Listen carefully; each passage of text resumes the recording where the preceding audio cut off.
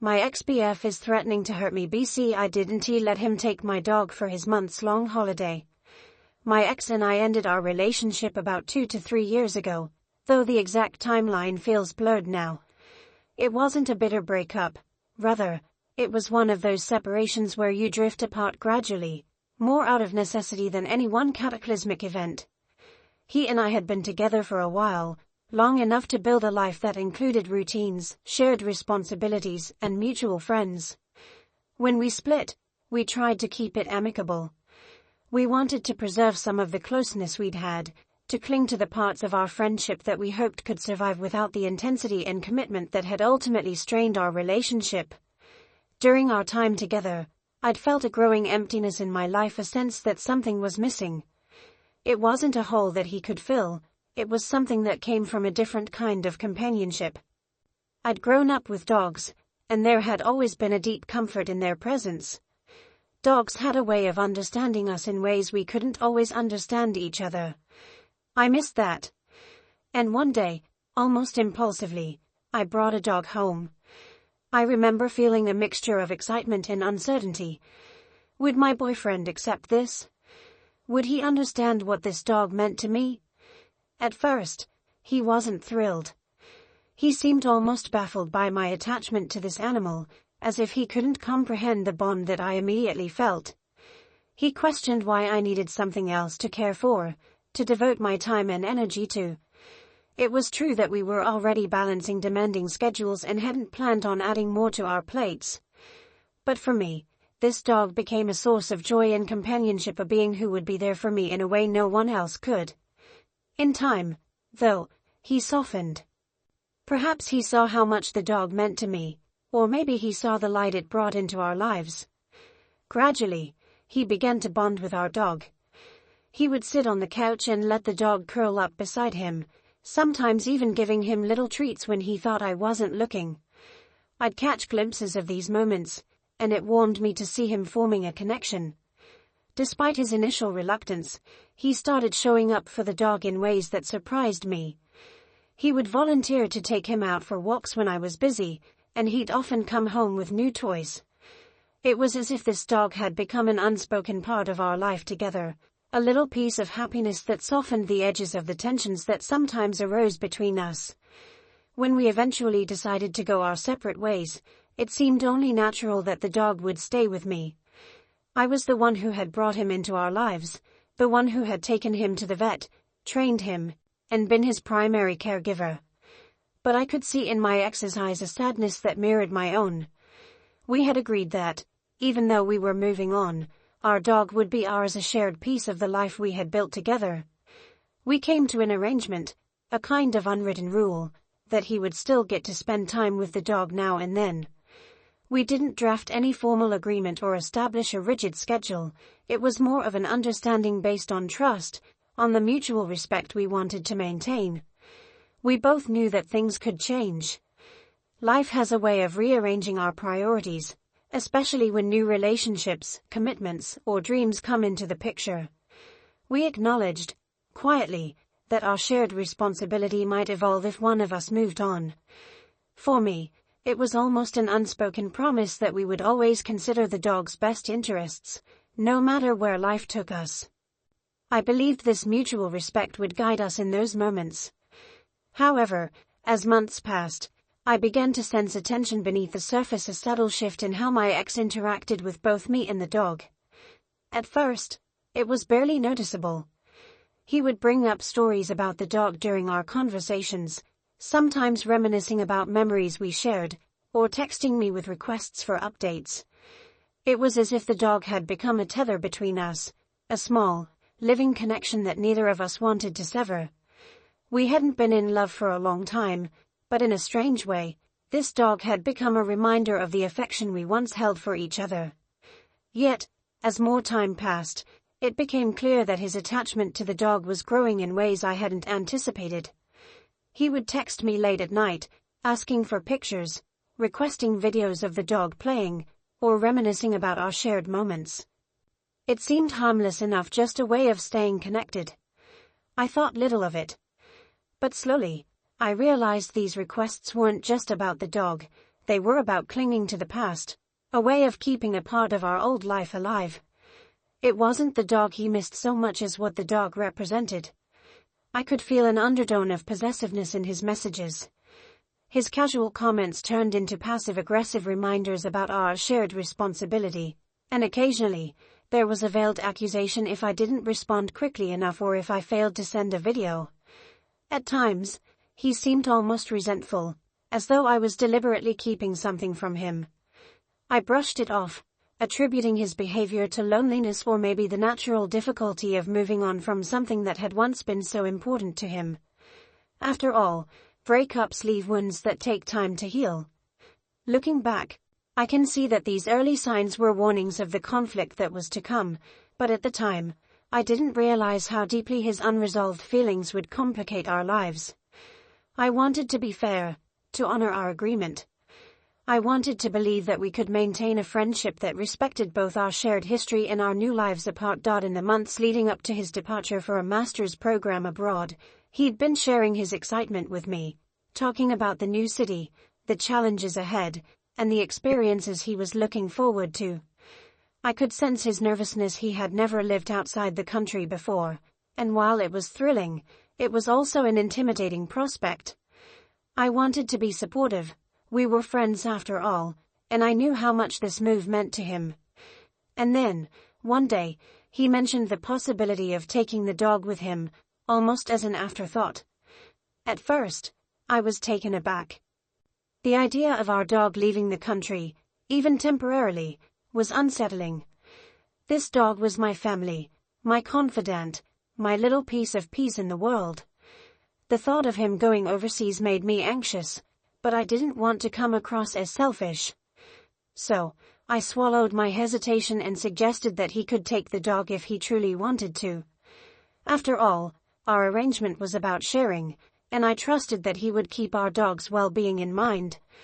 I could understand that the dog was a comfort to him, especially since he'd be venturing into the unknown, and maybe this would help him feel less alone. We talked it over, but the idea remained a loose plan rather than a concrete arrangement. He mentioned it here and there, but there were never any specific details, no finalized dates, no firm commitments.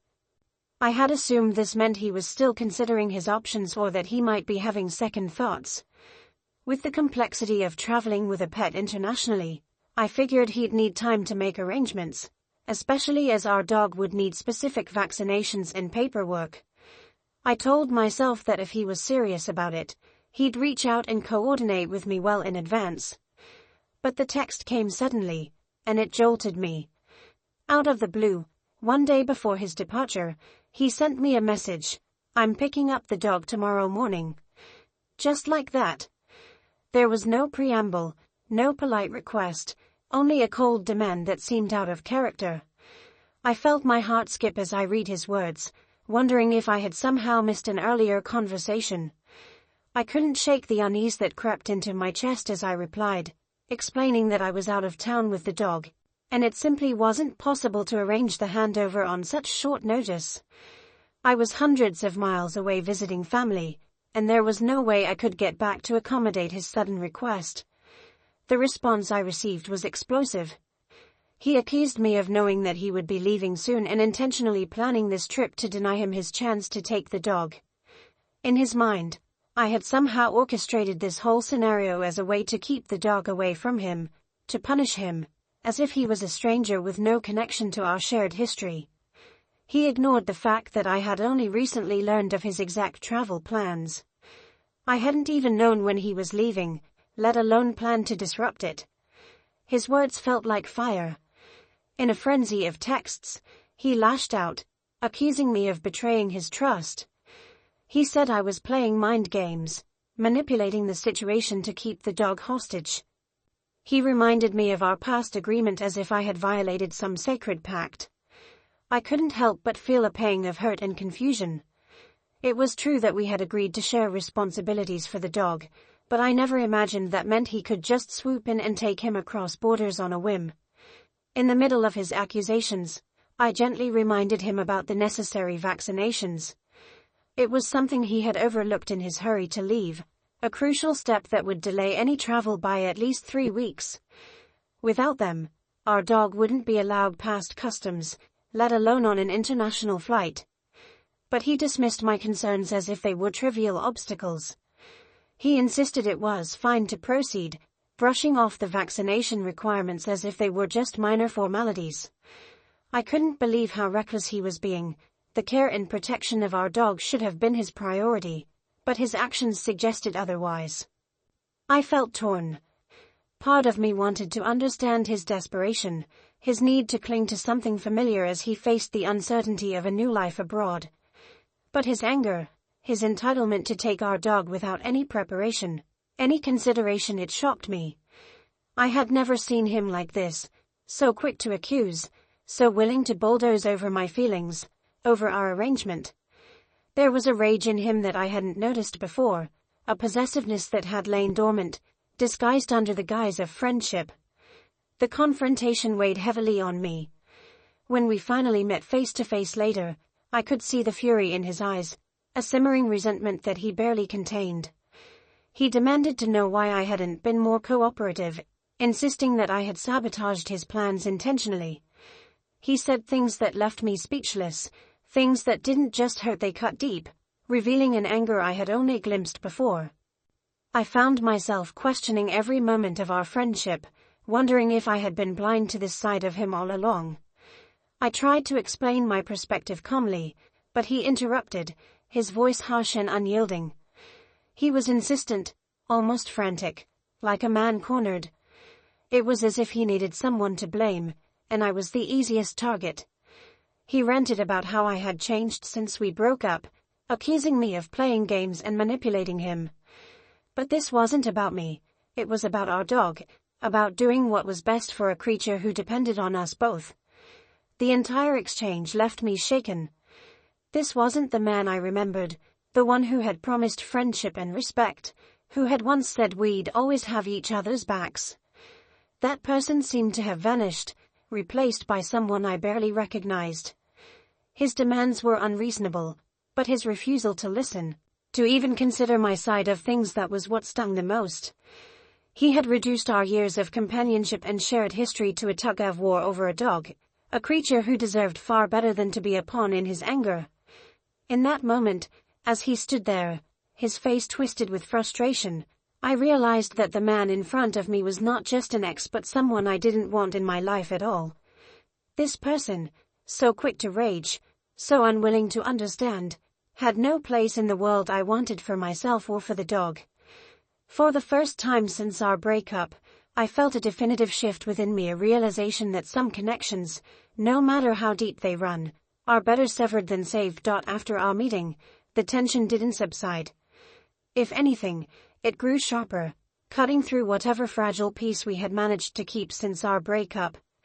He refused to let the issue go, filling my phone with long messages, each one a torrent of accusations that seemed to spiral further out of control with every passing hour.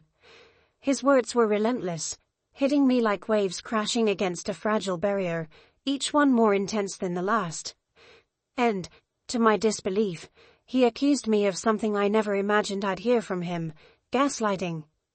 "You're twisting things to make me look like the bad guy," one message read, laced with anger and bitterness. "You're holding my dog hostage, and you don't even care how much this hurts me. You're making me question my own sanity." That message was the first to make me pause, to make me realize that something far darker was festering beneath the surface of his anger. Gaslighting? The accusation seemed absurd, as if he were throwing terms around without fully grasping their meaning. But it was more than just a misuse of words, it was a manipulation tactic, a way of shifting blame onto me, painting himself as the victim while framing me as the one causing him emotional harm. The cruelty of it left me stunned. He wasn't just angry, he was actively distorting reality, warping our shared experiences into something unrecognizable. But the worst message came late at night. My phone lit up in the darkness with a single sentence that left me feeling both numb and terrified. "I want to hurt you for what you're doing to me." Those words sent a chill through my body, paralyzing me. I read them over and over, hoping I'd misunderstood, hoping he hadn't meant them the way they sounded. But there they were, blunt and unforgiving, echoing in my mind with a force I couldn't ignore. It was a threat, plain and simple, and no amount of rationalizing or downplaying could make it any less real. My hands shook as I put my phone down, trying to process what I'd just read, trying to reconcile this threat with the person I once trusted, the man I had once loved. The messages kept coming, each one harsher, more irrational. He accused me of ghosting him because I hadn't sent him videos of the dog as regularly as I once did. He acted as though my silence was a personal attack, as though I were deliberately hurting him by withholding these small tokens of connection. It was absurd. I hadn't ghosted him, I had simply started to distance myself, to establish boundaries for my own safety and sanity. I had every right to protect myself from his anger, to shield myself from the venom that now seemed to flow freely from him. But he refused to see it that way. To him, my need for space was an act of betrayal, a cruel punishment inflicted upon him for no reason. In his mind, he was blameless, innocent, the wronged party in a twisted narrative of his own making. He saw my silence as manipulation, my refusal as a power play, twisting every action I took into proof of his own imagined victimhood. I tried to reason with him, to explain that I needed time and space to process his behavior, to come to terms with the anger he was directing at me. But he would hear none of it. Every attempt I made to create distance only fueled his resentment, convincing him that I was conspiring against him, that I was purposefully keeping him away from the dog to hurt him. I couldn't sleep. I lay awake for hours, my mind racing, replaying his messages, trying to understand where things had gone so wrong. The threat lingered, a dark shadow that refused to dissipate. I wanted to believe he wouldn't act on it, that he was just angry and lashing out, that it was nothing more than a desperate attempt to hurt me emotionally. But doubt gnawed at me. I remembered moments from our past, small incidents I had brushed off at the time, his quick temper, the way he'd sometimes raise his voice or clench his fists when things didn't go his way. I had excused these things, telling myself that everyone had flaws, that his intensity was just part of who he was. But now, those moments took on a new significance, casting our past in a light I hadn't seen before. The realization that our past relationship might have been more toxic than I had admitted to myself hit me like a weight in my chest. I had overlooked his possessiveness, his need for control, his occasional bouts of anger, writing them off as the quirks of a passionate person. But now, with his threats and accusations hanging over me, I saw those moments for what they truly were, red flags that I had ignored in my desire to see the best in him. My current boyfriend, bless him, tried to be supportive, standing by me as I grappled with the situation. He listened as I read the messages aloud, watched as I struggled to process the shift in my ex's behavior. He told me that he believed my ex was going through something, that perhaps this was his way of dealing with the fear of change, the anxiety of starting a new life abroad. But he also saw the toll it was taking on me, the way my ex's words had shaken me to my core. He reminded me that I didn't have to deal with this alone, that I could cut ties if I needed to, that my safety and peace of mind came first. His support was a balm, a reminder that not all relationships were like this, that love didn't have to come with fear and manipulation. I wrestled with the decision of what to do next. Part of me wanted to hold on to our shared arrangement with the dog, to believe that we could still maintain some semblance of friendship, some connection that didn't involve anger or threats. But another part of me knew that things had changed irreversibly. His aggression, his threats, his refusal to understand my need for space, these weren't things I could simply overlook or forgive. They were lines that had been crossed, boundaries that had been violated in ways that couldn't be undone. And so, I began to reconsider everything. I questioned the validity of our shared responsibility, the idea that we could somehow parent a pet while moving on with our separate lives. In a healthier situation, perhaps it could have worked. But with his aggression, his need for control, and his unwillingness to respect my boundaries, it felt dangerous to continue as things were. I couldn't ignore the risks, the anxiety that gnawed at me every time I saw his name light up my phone screen. What once felt like a simple arrangement now felt like a trap, a way for him to keep a hold on me, to anchor himself in my life even as I tried to move forward. The dog, whom I loved dearly, had become a point of contention, a symbol of control in a battle I hadn't agreed to fight. And the more I pulled away, the harder he fought to hold on, refusing to accept that I needed space to feel safe, to heal from the wounds he had left behind. I realized that this wasn't about the dog anymore. It was about power, control, the unwillingness to let go. He saw my independence, my desire to protect myself, as an act of defiance, an affront to his sense of entitlement. He wanted to blame me, to punish me for choosing my own well-being over his demands. And in that realization, I saw clearly that I had to make a choice, to keep my peace and distance, or to risk my safety by holding on to an arrangement that no longer served either of us. In the end, it wasn't a difficult decision. My safety, my peace of mind, mattered more than the fragile threads of a friendship that had unraveled into something dark and damaging. I began to gather my resolve, to set boundaries that would keep him at a distance. I couldn't control his anger, his accusations, or his threats, but I could control my own life, my own sense of safety. And as I took those first steps towards protecting myself, I felt a quiet strength grow within me, a reminder that I didn't have to live in fear, that I had the right to reclaim my life from the shadows of his anger. In the aftermath of those harrowing messages and late-night threats, I found myself staring at a reality I had long avoided. I began to piece together the truth about our past, how subtle manipulations and emotional control had kept me tethered to him, even after our relationship ended.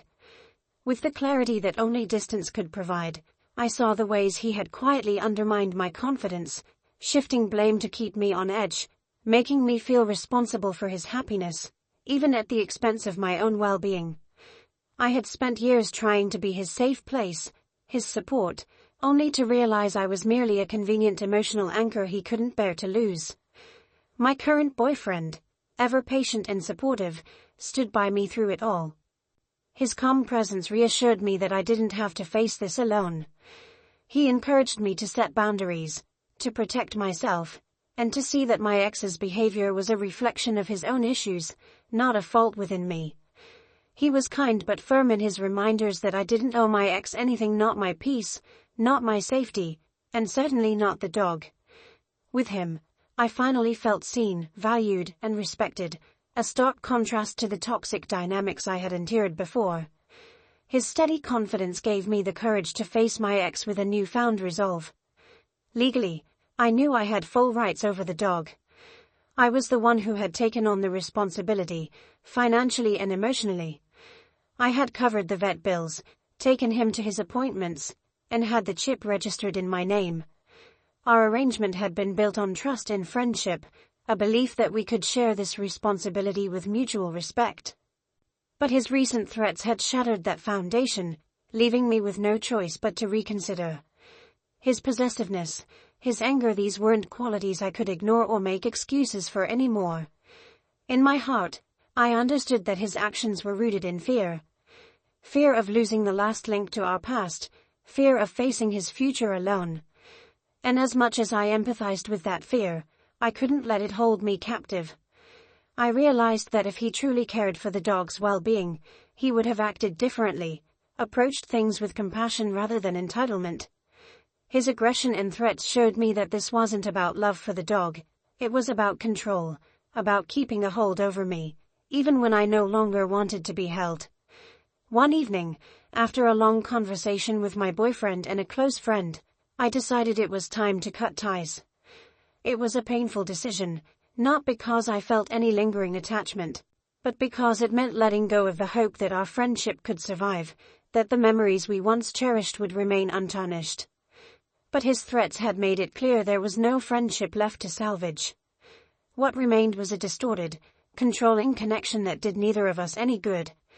And so, I gathered the courage to write a message, clear and direct. In it, I laid out my decision. I told him that, due to his threats and aggressive behavior, I could no longer maintain our shared arrangement for the dog.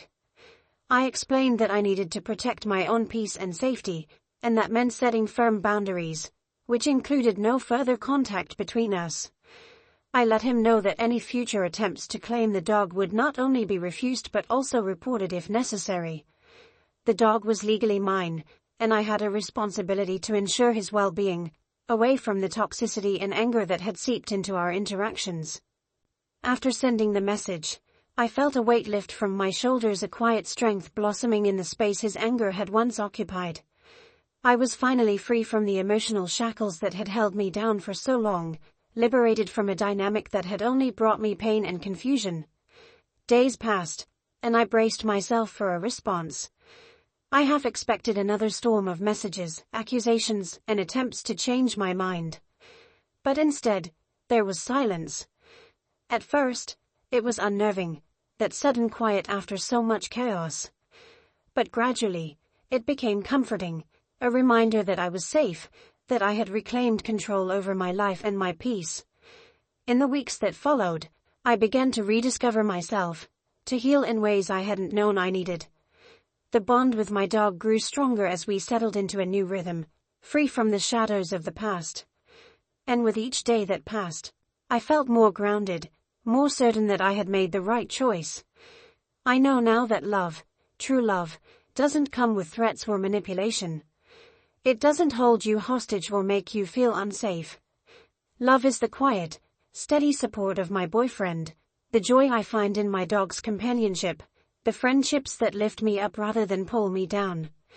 And while my past with my ex will always be a part of me, it no longer defines me. I am free, at peace, and finally, I am whole. With that, I move forward, grateful for the strength I found within myself, ready to embrace a future where I am no longer bound by the fears of the past.